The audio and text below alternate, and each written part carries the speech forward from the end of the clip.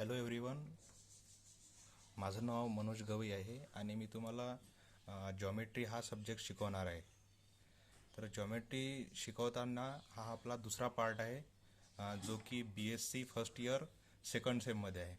ठीक आहे. तर आपण काही वेळ न घालवता युनिट फर्स्ट स्टार्ट करणार आहोत. युनिट फर्स्ट स्टार्ट करण्या अगोदर आपण त्यामध्ये कोणकोणते पॉईंट्स कोणकोणते बघणार आहोत ते आपण अगोदर जाणून घेऊया. ठीक आहे.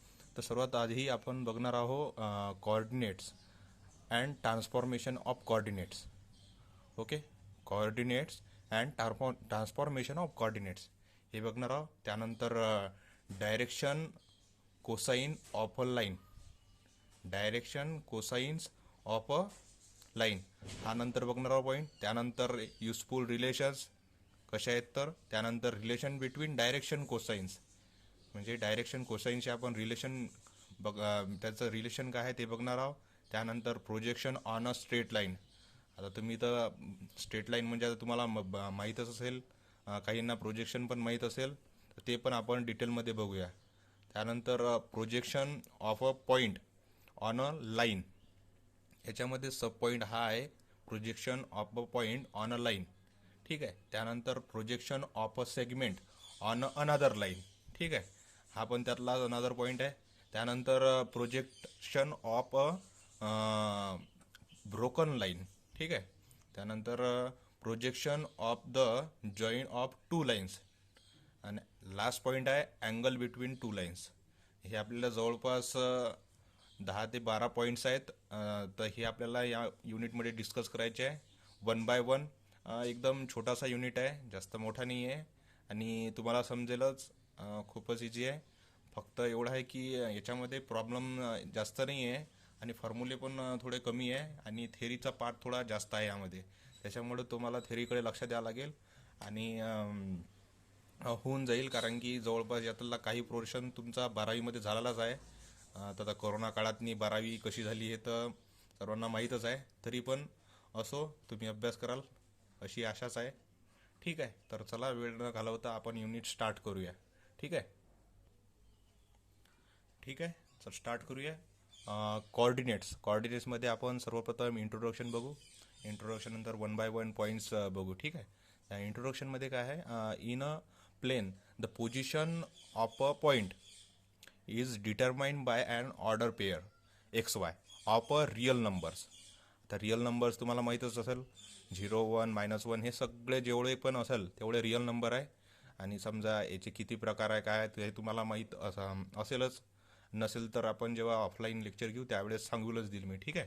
त्यानंतर obtain with the reference to two straight lines in the plane generally at right angle. आता राईट अँगल तुम्हाला माहीतच आहे, 90 डिग्री असतो. ठीक आहे. आणि स्ट्रेट लाईन वगैरे हे तुम्हाला माहीतच आहे. ठीक आहे. त्यानंतर the position of a point in space is however determined by an order triad XYZ of a real number. हां.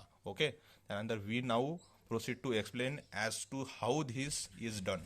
आपल्याला हे एक्सप्लेन करायचं आहे कसं काय डन झालं आहे म्हणून, कसं काय तयार झालं आहे म्हणून हे आपण पुढच्या यामध्ये बघणार आहोत. ठीक आहे. तर काय आहे coordinates of a point in space कसा आला आहे हे याच्यामध्ये बघणार आहोत आपण. ठीक आहे. ही एक फिगर आहे. या फिगरमध्ये तुम्हाला सर्व दिसत आहे. Point x axis, Z axis, Y axis हे दिलेले आहे. त्यानंतर हे ओरिजिन आहे. त्यानंतर आपण हे इथं पॅरलेलो पाईप काढलेला आहे इथे. ठीक आहे. हे वन बाय वन पॉईंट यामध्ये दिसून येईल तुम्हाला. ठीक आहे. आपण डिस्कस करूच. ठीक आहे.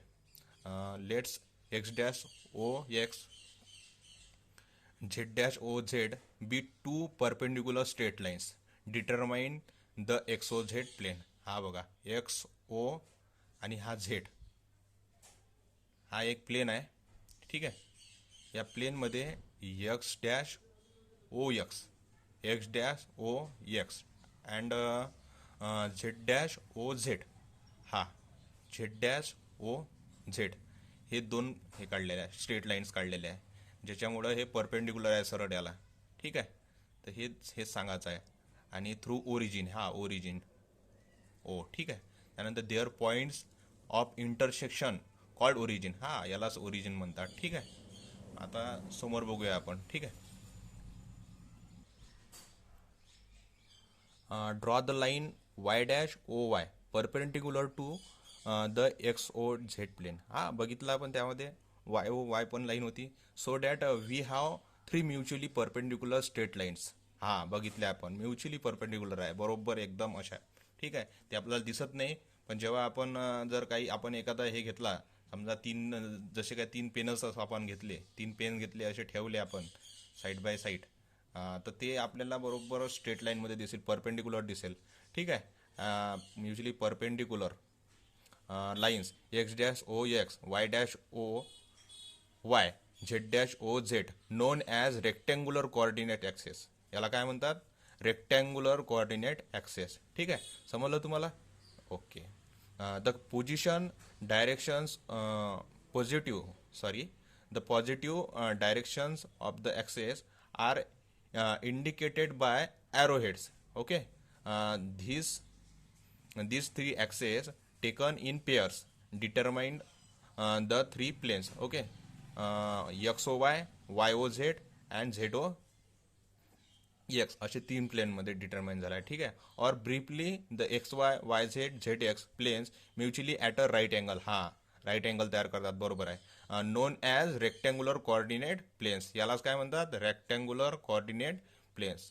आता ही छोटीशी माहिती तुम्हाला लक्षात आलीच असेल. एक्सप्लेनेशन जरी समजलं नसेल तर नंतर जेव्हा आपलं ऑफलाईन लेक्चर होईल त्यावेळेस आपण नक्की समजून सांगण्याचा आणखी प्रयत्न करू. ठीक आहे, मला माहीत आहे ऑनलाईन समजून सांगणं आणि तुम्हाला स्वप्न थोडं कठीणच आहे, तरी पण तुम्ही पण ट्राय करा. आणि हे जे मी लिहून दिलेलं आहे हे सर्व तुम्ही एका नोट्समध्ये लिहून घ्या, एका नोटबुकमध्ये, कारण की हेच पेपरमध्ये येईल त्यामुळं याचा फायदा तुम्हाला नक्कीच होईल.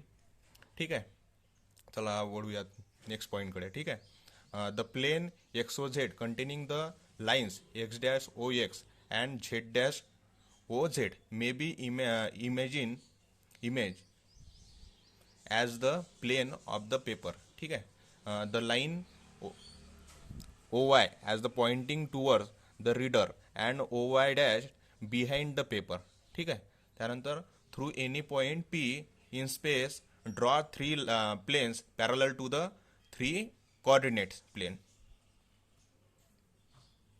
being also perpendicular to corresponding axis to meet the axis in ABC. ठीक आहे, समजला का तुम्हाला? ठीक आहे. Now O A equals to X, O B equals to Y and O C equals to Z हे आपण घेतलं आहे. त्यानंतर these 3 numbers X Y Z taken in this order determined by the point P are called coordinates of the point P. ठीक है, coordinates of the point P. We refer to the order triad x, y, z from of the coordinates of the point P as the point P itself. Okay, any one of these x, y, z will be positive or negative according as it is measured from O along the corresponding axis in the positive or negative direction. Conversely, given an order triad xyz of numbers, we can find the point whose coordinates are xyz.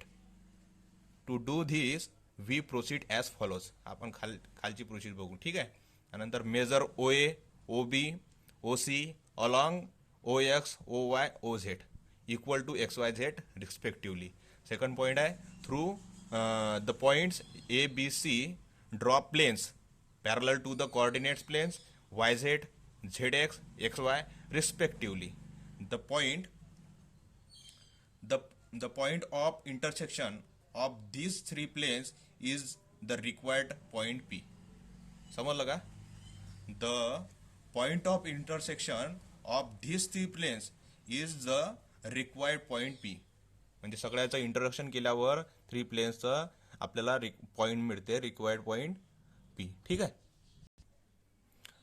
Note बघा. Note काय दिली आहे तर the 3 coordinate planes divide the whole space in 8 compartment. आता 8 कंपार्टमेंटमध्ये planes दिले आहे. 8 कंपार्टमेंटमध्ये ते दाखवता येतात आपल्याला. मी तुम्हाला दाखवू शकलो असतो पण ते आता सांगता येणार नाही बरोबर. ठीक आहे, which are non as 8 octants. किती? 8 octants, and since each of the coordinates of a point may be positive or negative, there are 2 two to power 3, ठीक आहे, इक्वल्स टू 8. हे तर तुम्हाला माहितीच आहे 8 होते म्हणून. Points whose coordinates have the same numerical values and which lie in the 8 octants, 1 in each. Okay, इथपर्यंत समजलं असेल असं गृहीत धरतो. ठीक आहे, त्यानंतर आपण नाही समजलं असेल तर एकदा अजून व्हिडिओ बघा आणि एकदम चांगली नोट्स बनवा.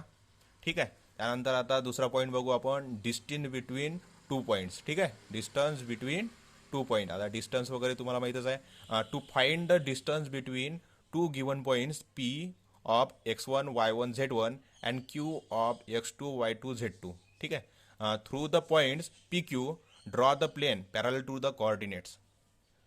पी क्यू कुठं आहे, पी आणि हा क्यू.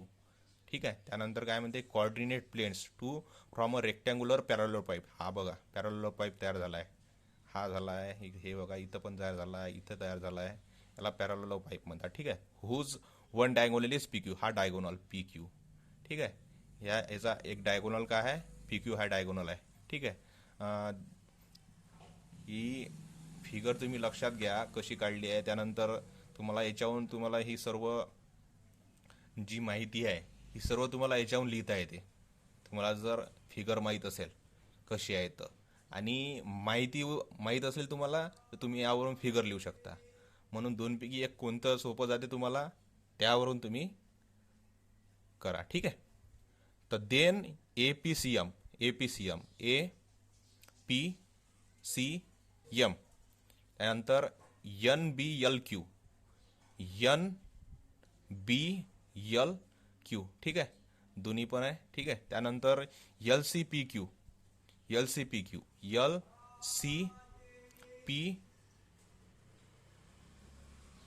बी, त्यानंतर Q M A N and काय आहे, बी पी हा ए आणि हा एन. अच्छा, त्यानंतर एल सी हा एम आणि हा क्यू आर 3 पेयर्स, हा 3 पेयर आहे. ठीक आहे, त्यानंतर 3 pairs of parallel faces of this parallel pipe. ठीक आहे, पॅरलल स्पेसेसमध्ये पॅरलल पाईप आहे. हा मी तुम्हाला अगोदर सांगितलं हे सर्व पॅरलल पाईप आहे म्हणून. ठीक आहे, त्यानंतर नाव P A is the distance between the planes drawn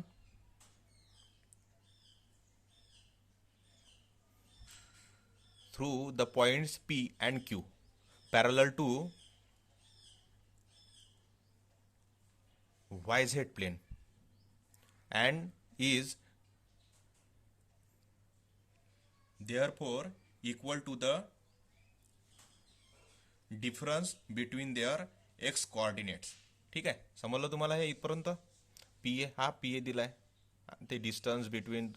ठीक आहे, ते समजलं असेल तुम्हाला. ठीक आहे, ओके, नेक्स्ट बघू. हां, तर आपण बघितलं P A equals to x2 minus x1. ठीक आहे, त्यानंतर similarly A N equals to y2 minus y1 and N Q equals to z2 minus z1. याला आपण काय देऊ, इक्वेशन 1 देऊ. ठीक आहे, the line A Q lies in the plane Q M A N perpendicular to P A. हां, बघितलं होतं आपण क्यू एम ए एन हा परपेंडिक्युलर पी एला आहे. ठीक आहे, त्यानंतर implies A Q perpendicular to P A, हां हेच आहे. ठीक आहे, त्यानंतर equals to P Q square equals to P A square plus A Q square. इथं कोणता फॉर्म्युला वापरला, पायथागोरस. ठीक आहे, माहीतच असेल तुम्हाला. त्यानंतर angle A N Q is a right angle.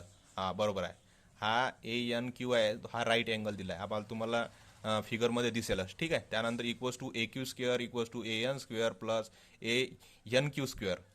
याला इक्वेशन 3 दिलं, याला 2 दिलं आणि ह्यात 1 आहे. ह्या तिन्ही इक्वेशन आहे. ठीक आहे, हे पण पायथागोरसमुळे झालं आहे. ठीक आहे, राईट अँगल आहे म्हणून.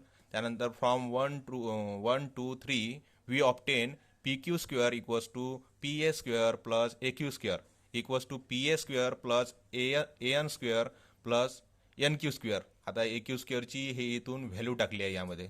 ठीक आहे, आणि P A square A N square N Q square हे इथं फर्स्टमध्ये आपल्याला व्हॅल्यू दिलेल्या आहे, ह्या सर्व यामध्ये पुटअप केल्या. इक्वल्स टू काय आहे, x2 minus x1 square plus y2 minus y1 square plus z2 minus z1 square. ठीक आहे. Thus the distance between the points x1 y1 z1 and x2 y2 z2 is root x2 minus x1 square plus y2 minus y1 square plus z2 minus z1 square. Bracket complete. समजलं तुम्हाला distance between? समजलं का? Distance between two points समजलं हे सर्व सगळ्यांना? समजलं नसेल तर एकदा परत व्हिडिओ बघा आणि समजून घ्या. ठीक आहे. एकदम सोपी आहे. याच्यामध्ये असं काहीच नाही आहे जे न समजण्याजोगतं. तरी पण तुम्हाला समजलं नाही तर मी एकदा परत सांगेलच जेव्हा आपलं ऑफलाईन लेक्चर सुरू होईल. ठीक आहे. यानंतर एक्झाम्पल्स आहेत. मी जास्त नाही, 3च एक्झाम्पल घेतले यामध्ये. बाकीचे लागले तर मी घेईल नंतर. तर हे तिन्ही एक्झाम्पल तुम्हालाच करायचे आहे, मी करून देणार नाही. पण तुम्हाला जर नाही आले किंवा तुम्हाला जर यामध्ये डाऊट आला, एकदम सिंपल आहे, काहीच याच्यामध्ये नाही आहे. म्हणूनच मी तुम्हाला करायला दिले किंवा तुम्ही करा अगोदर. जर तुम्हाला जर जमलं नाही तर मग नंतर मी करून देईल. ठीक आहे. Find the distance between the points जर दिलेले आहे 4 3 मायनस 6 अँड -2 1 -3 हे त्याला याचा आन्सर पण लिहून दिला आहे मी. ठीक आहे. त्यानंतर शो डॅटा आहे, आपल्याला प्रूव्ह करायचा आहे. आता आयसोस्केलस राईट अँगल हे तुम्हाला माहीतच आहे, कारण की 12वीतनी झालेलं आहे सर्व. आणि याचे पण पॉईंट दिले आहे. ठीक आहे. त्यानंतर इथं पण प्रूव्ह करायचं आहे, म्हणजे आन्सर करायची आवश्यकता नाही, तेच आपल्याला प्रूव्ह करायचं आहे. ह्या कोलिनियर दाखवायचा आहे. आता कोलिनियर तर तुम्हाला माहीतच आहे, कोलिनियर कसा असतो. तर जर माहीत नसेल तर मग मी नंतर तुम्हाला सांगेलच. पण सध्या तुम्हाला हे ट्राय करायचे आहे. ट्राय म्हणजे पूर्ण ट्राय करायचा आहे. तुम्ही स्टार्ट करा आतापासून अभ्यासाला, तुमचा लवकरच पेपर येईल. ठीक आहे. तुम्हाला माहीतही पडेल नाही इतका फास्ट पेपर येईल. ठीक आहे. चला तर भेटूया मग नेक्स्ट व्हिडिओमध्ये नेक्स्ट टॉपिक घेऊन. नंतर मी तुम्हाला सांगेलच. ठीक आहे. ठीक आहे.